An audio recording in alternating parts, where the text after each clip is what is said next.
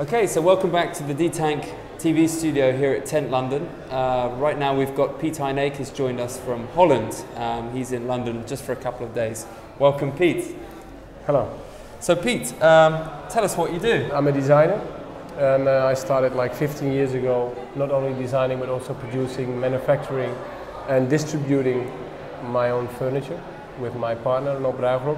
You've always been your own manufacturer. Yeah. Why did you take that approach rather than perhaps looking for manufacturers? Well, most of the people say or tend to say that it gives a lot of work apart from designing. But I always thought if you do it yourself, you do it only once.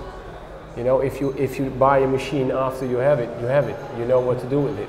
So it's more or less, it takes initially more energy, but in the end, it remains close to you. That's always your motivation, that you're producing products that are close to your heart rather than designing for, you know, the current trends or the current marketplace as such. There has been always the thing that I not only make the things out of what I think is important and just to please myself, but also products which I think are more important than doing what everybody thinks should be done. So it's not only that I do what I like, I also think I want to do what's necessary in my point of view. And it's almost never the same as the market thinks is necessary. So it's a different road.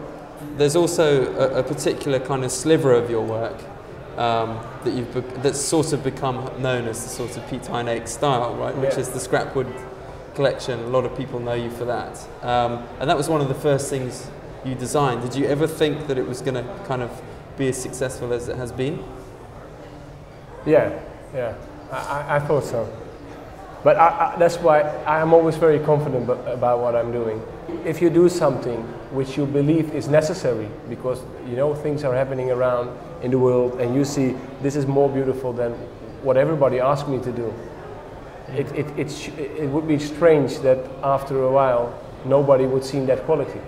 So I thought, if I think this is worth something, probably somebody else will think also, if I'm translating it good. And so I was quite confident it would be successful after all. And a lot of people recently, particularly in interviews like this, often refer to those products as being, or those pieces as being, a response to this kind of, like, you know, the environment and recycling and eco and all of that stuff, right? But that's never been your motivation for it. No, I thought that aesthetic, you know, the perfection as a goal, I thought that was the biggest problem. If you make something less perfect and still beautiful, it ages much better. So it can be steel, it can be scrapwood, it can be gold. It doesn't matter which material you use, but if you use it in a proper way, in an honest way, it can become old in an honest way also. And that concludes our interview today. Thank you for coming. Okay, my pleasure.